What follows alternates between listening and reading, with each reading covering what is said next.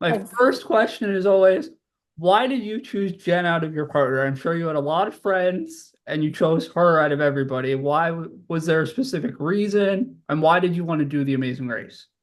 Well, that's a question actually no one's ever asked. We haven't talked about, but I got asked to be cast. I got asked to go into the casting at the last minute, and it was another girlfriend and I that got asked. And we went into the casting very last minute. They had already, you know, had all the teams, and they usually cast two backup teams for every team that they cast.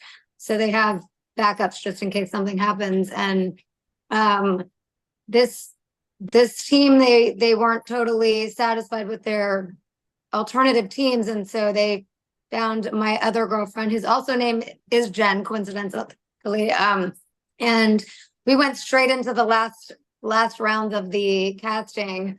And it was intense. You get sequestered. You were sequestered in a hotel. We only were for a week. I think everybody else was for a longer process. And through that week, I guess it really stressed out my original girlfriend, who was doing it with me.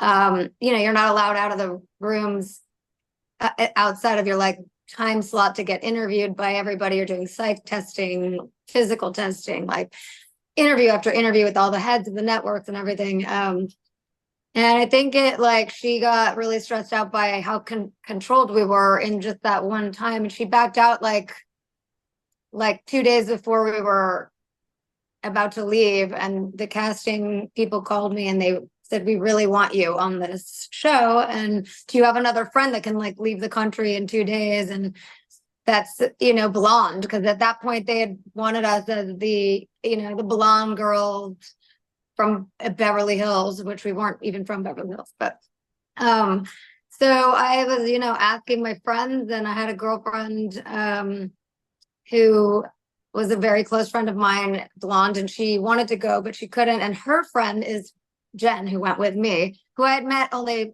once or twice. And Jen had been up for Survivor a few times, and she didn't get Survivor that went right before our show. So she had already been through the casting people. She had all the shots that you have to get to go to every country. Her passport was set up, like everything, because she was like one of the backup contestants that almost went to Survivor. So she was like dying to go. And I was like, all right, so we're going together. And that was that. It was like, we had we didn't know each other that well.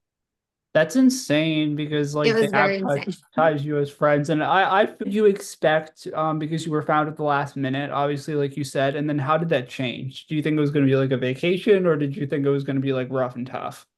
No, I figured it was going to be rough and tough. I don't know, I maybe seen an episode or something, but I really hadn't seen the show much.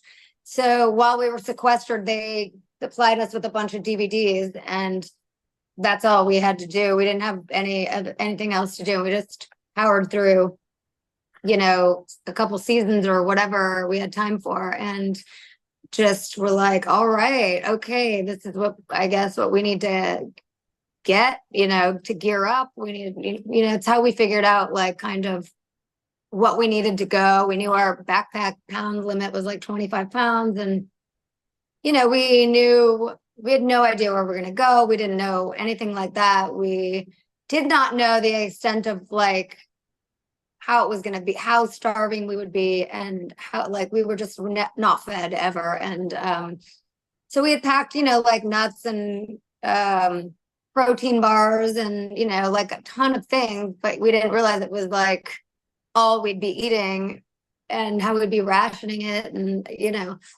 it was an insane experience, completely insane. But yeah, we were semi prepared just from somewhat research from those limited. Jen and I were only sequestered, the original Jen, for maybe like 4 days or something, like not even a week. I don't know. So yeah, it was just a crash. We went right into it. Yeah, so then going into it, you go to Ireland first. You're bringing up the rear. You're in dead last. How nervous were you holding on to that pole thing when Jennifer was biking on that giant tightrope and you're like in the middle of the air? Were you nervous or were you just like, this is fun or we need to catch up?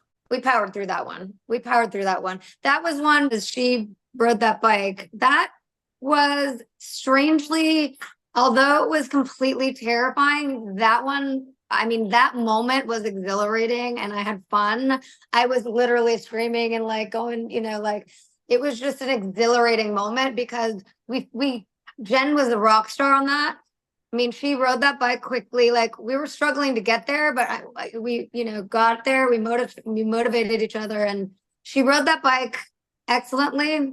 And then we flew off, and like our donkey was amazing. And I'm very good with animals, and a lot of people were struggling with their donkeys. Um, I I listened to Julia's podcast that you did recently, which was like, oh my God, there's so much information that she has that I didn't necessarily have, or we have definitely different experiences because we're not with each other at all, most of the time. But yeah, people were yelling at their donkeys and screaming at their donkeys and freaking their donkeys out, and the donkeys were not responding to that. And we were like, I love you. Oh my God, you're the best donkey ever. And we were just like, I loving on the donkey, and our donkey was then started moving for us and just like cooperated because we were just treating it like an angel, like in a humane way. Whereas everyone was like Ari and Stella were like, I'm gonna chop you up and eat you, and like screaming, and people were like, and I'm just looking at everyone like, you do not know how to treat your donkey to get your donkey to walk. But between that, she did an amazing job, pedaling that bike. She found her strength, and then we worked it out with our amazing donkey. And then we got there. I think Ever consider being a donkey wrangler because you passed 5 teams in that? I think you were in like second to last and you finished in like sixth. yeah, we like literally nailed that whole leg. I mean, at the end, that whole challenge, yeah. So after you go to Ireland, you're headed to Amsterdam. And rewatching this episode, I mean, to be quite honest, you were a badass. So what was it Thank like you. hosting all those items for the detour? And then you had to do the pole vault jump, and you absolutely killed that. So looking back Yeah. at it, what is that feeling like you're watching yourself on TV and like how are you feeling in the moment, just like doing it and showing up basically everybody? Yeah. Luckily, I'm an athlete, and I have like gymnastic background and stuff. And I was like, okay. I mean, it was no joke I've never pole vaulted. And it was like thick mud river, and that stick is like long and really deep in there. So like on the way over, it was easier to get over, but on the way back, I couldn't get that stick like out to reposition it. So I knew it was going to be like really buried from the weight of me like landing and digging it into the mud to with my little like, I mean, we were already starving for a few days. I'm like 90 pounds. It was like no way for my weight to propel that thing back. And I went straight down into the water on the way back and had to get like hoisted out. And I was like completely head to toe, like La Brea tar pits, like covered. And that's why Jen had to ride the bike to get us to the pit stop. What they didn't show is so much stuff because it's just where you're being filmed 24/7 and it's consolidated to 1 hour a week between 12 teams or 11 teams or whatever. But that bike ride was just me pulling out every single like, wet wipe that I had packed for the whole journey and ungluing my eyes and like trying to get my body glued. And we ended up tying for first place. Actually, they gave us second place. We were about 20 seconds or something behind on that to tie for first. But that felt good. It was a crazy experience falling through, and I was freezing to death. I was like dying of hypothermia. I mean, I thought I was not going to make it through the interviews after each leg. You have an hour-long interview. You have to stay how you arrive. You can't like go change your clothes or do anything. So that was the most challenging at that moment, actually, but we were excited. We were proud of ourselves. Yeah.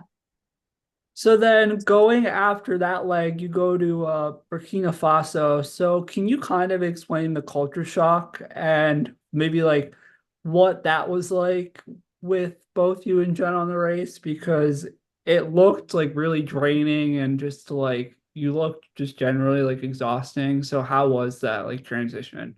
We were just exhausted from what we had been through because, like I said, you're just not seeing 90% of what we've endured at that point. I mean, like, we're not sleeping, we have eaten no food. We had been through like violent boat rides in Ireland just to get to where we have to do the challenge, like no sleep, no nothing, you know. So a lot's gotten, you're beaten down and you're starving and you're exhausted. And that's what why we looked the way we looked. It wasn't a culture shock thing because we both are well traveled. And Burkina Faso, they did some editing on that trip where they took some audio from other moments and used it in like the moment where we were on the train and making a joke about our perfume because we stank so badly because you haven't showered and it was like whatever 100 degrees in Burkina Faso and you're covered in DEET like and long sleeves and it was just we were just alone on our train. There wasn't a single human on that train and we were joking about our perfume and Jen's like it's Ode to Afrique and then they edit it together to cut over to another lady holding her baby that was never even on our train, that was on a different train, and piece that together. So some of that stuff like was upsetting when we watched it back because we're like, that's not how that went. But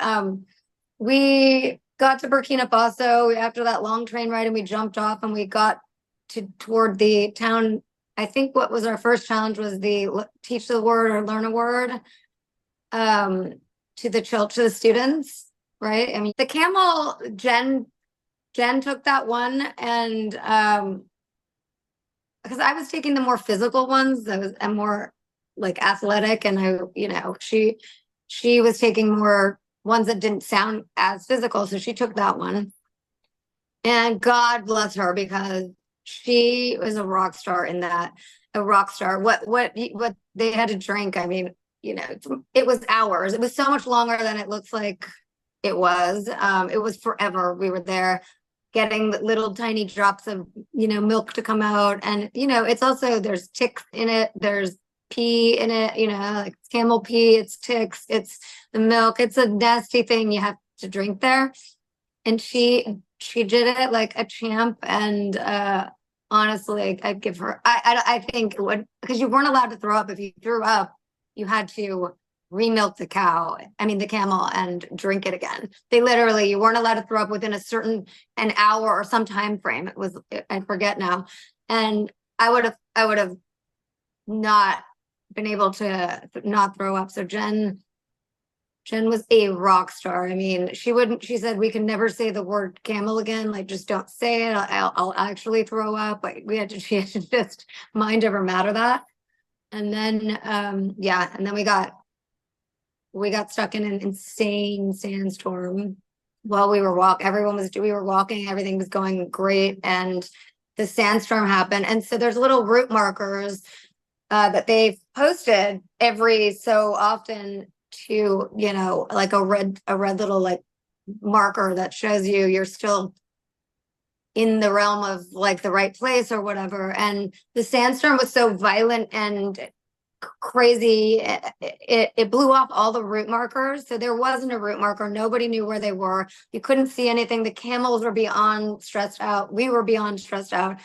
It was hours and hours and hours and hours. And honestly, you've got your camera guy and your sound guy for every team. And I remember turning to them and saying, like, we're so sorry that you might know where you're going, and we're so sorry that like you have to go through this and we don't know where we are. And the camera, one of the guys said to me, we have no idea where we are either, so don't worry about it. Like, this is crazy. That's how crazy it was. Nobody had a clue. So that was an insane leg. And then then we got to teach it and learn it.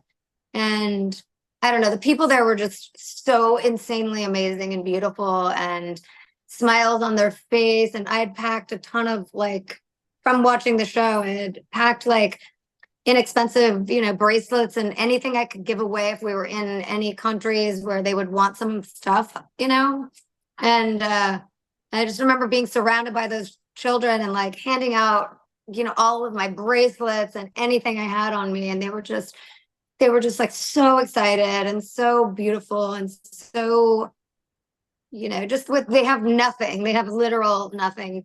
The level of poverty they have, but they're still like, the women are ornately dressed, their hair, their makeup, they're so incredible. And their, energy and spirit is so amazing. It's like really, it really puts everything into perspective. Like when you complain about anything, in your own life, you're like, there's just, that's the definition of, how to be grateful, appreciative, happy, and not, complaining about stupid stuff. Yeah, I love that you keep answering my questions without even me asking them on a couple of them. You already answered a couple of them, so that's great. But after that leg, you're still in Burkina Faso. You crushed the dancing. Why did you U-turn Jason and Lorena? Like obviously we saw watching it, you thought that they were behind you, but it was really TK and Rachel. Could you really see what was going on, or We because thought it you turning TK to Rachel. We thought we were U-turning whoever was the last team, which was TK and Rachel. Because we had known some. I think TK and Rachel were far, far, far behind everybody. no, that was Jason and Lorena. Jason and Lorena were far behind. You were ahead of TK and Rachel and Jason and Lorena. So I'm saying, We why? were ahead of both of them, but one of Yeah, them was even farther behind. And I yeah. think it was TK and Rachel. Remember that we thought it was TK and Rachel, and we thought that TK and Rachel were the farthest behind because we meant to U-turn TK and Rachel. Oh, well, that's weird because you turned Jason and Lorena. No, I know, because we only saw a shadow of people coming up. So whoever was coming up right behind us, I guess we thought it was TK and Rachel, and we thought they still had. Okay, I really should have rewatched the show before I even talked to you, but You're it was a fine. whole point of contention because one of them we knew was hours behind us, and I think we thought it was TK and Rachel that was hours behind us.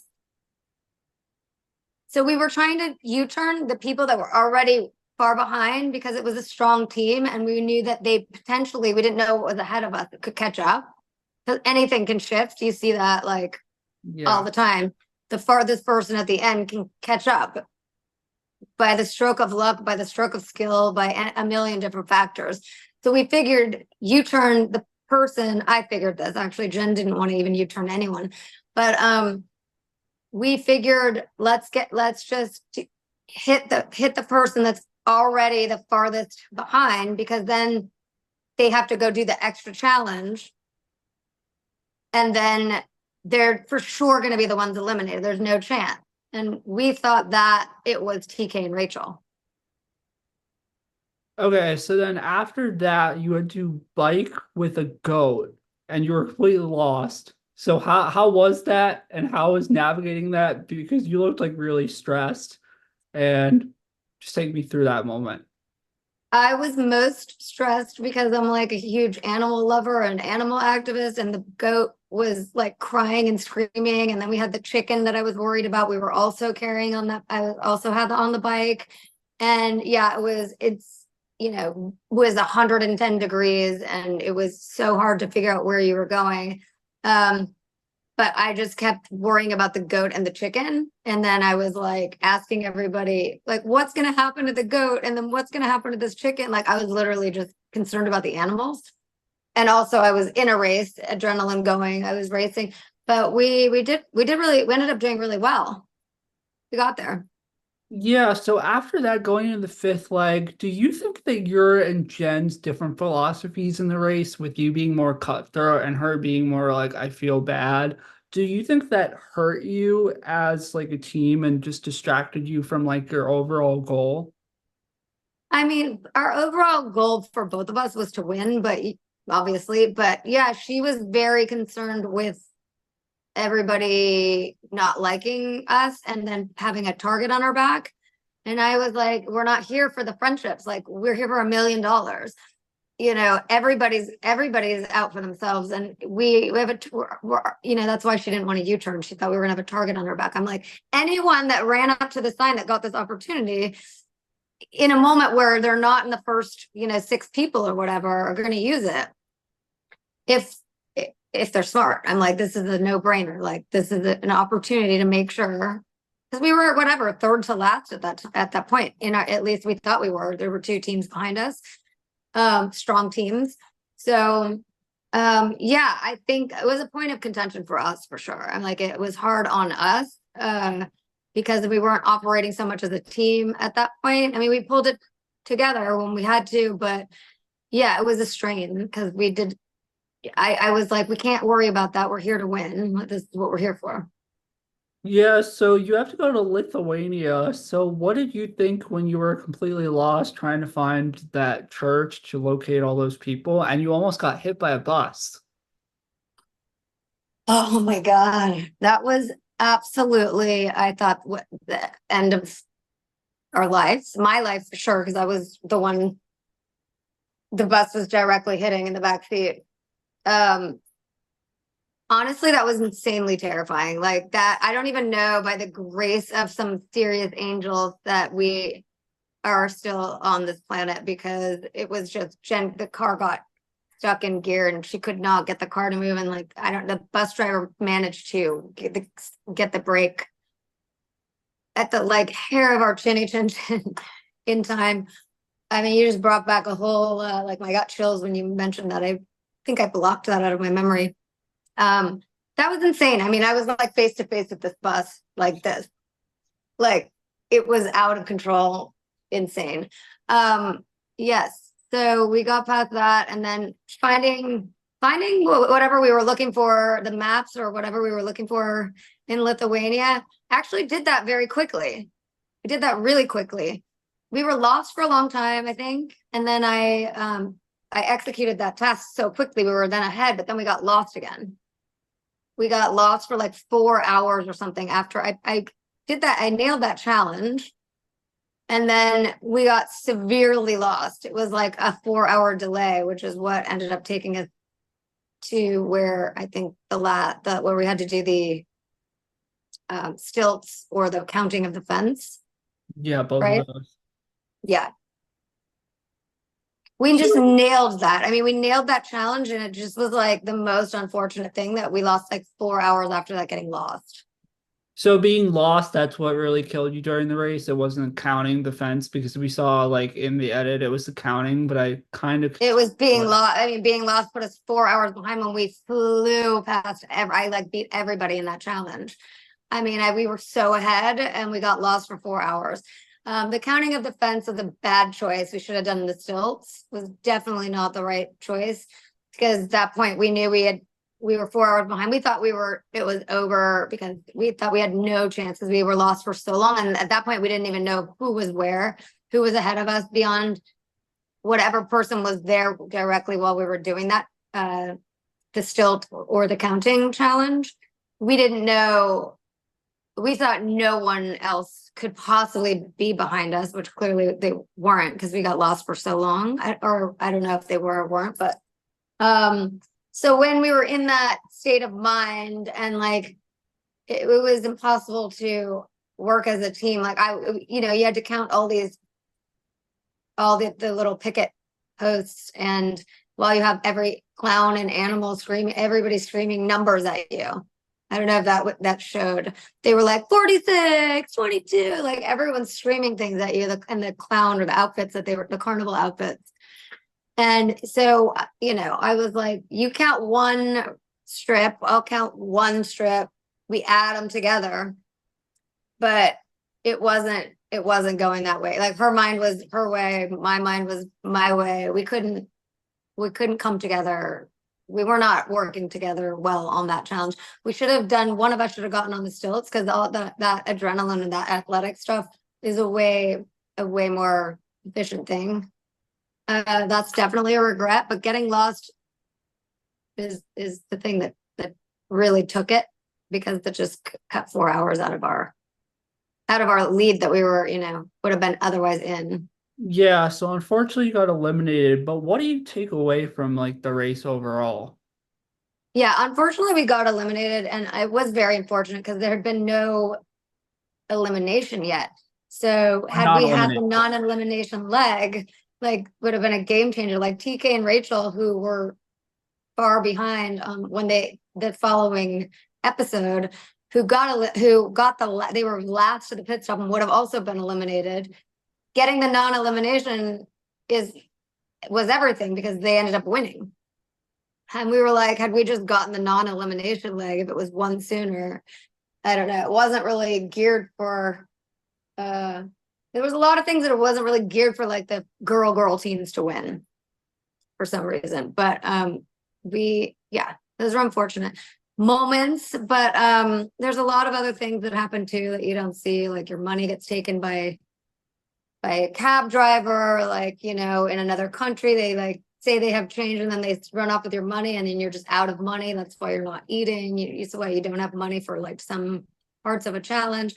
There's a lot of stuff that goes into it, but the takeaway was that you really find out what you're made of when you do this. Like you get to go to places you may not otherwise have gone, and like Burkina Faso, Lithuania, which is such a beautiful country, even though you're just like, hi Lithuania, bye Lithuania.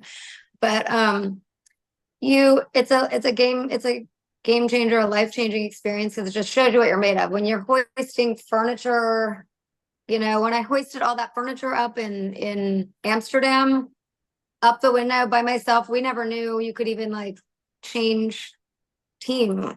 You could swap and your teammate could come down and do that challenge. Like we had no idea that was even possible. And I did that at like 90 pounds when the furniture was carrying me up the building, just out of like determination and adrenaline, and beat all the guys that had to switch with their partners that were females. Like I beat everybody doing it single-handedly by myself. And that's because those moments are when you see what you're capable of doing and you find out what you're made of. You're like, wow, if I can do that physically impossible thing, starving, sleep deprived, in all these extreme circumstances, I really can do anything I set my mind to. So it sets your mentality into a different place. And, just it's a life experience that, I wouldn't trade, even though while you're in it, you're just completely stressed out. So, do you have any fun sequester stories or behind the scenes moments that you wish maybe had aired that didn't? Because we came in so last minute, there was, and that was with my original partner. But at the end, when you got eliminated and you went to Portugal, to the house that we went to be, well, the top three people like ran out the rest of the race as a decoy. We were the very last team to go to the house to not run decoy. So we were only there for maybe under a week, or a week at the most. That was an amazing time. That should be its own reality show, honestly. That is where we got there, and then we had to like defend ourselves and explain ourselves because everybody hated each other at that point. They had already worked it out. Everyone was already sequestered for a while and gotten to know each other. But we came in and it was like a wrath of like, why did you U-turn and all this stuff? And then it was like immediately, I mean, there was food. We were just like hoarding food. It was like this beautiful villa in Portugal, and we got to hang at the pool, play badminton, and we just got to know each other. And like everyone kind of broke away from their teammate and hung out with other people and like took a break from their own teammate. It was just like, and we bonded, like really, really bonded in that moment. So I'm grateful for that. I'm grateful that we were the last team to get there, because I wouldn't have wanted to have run I mean, I was probably 80 something pounds by this point. Like I had canker sores coating my mouth from malnutrition. Like Ugh. my skin was green. It was like you were just like so emaciated and wrecked that like I don't even know like how how the other teams like managed to run the decoy. And maybe they got hotel rooms at that point because we had no shelter, no nothing, you know, like it was insane.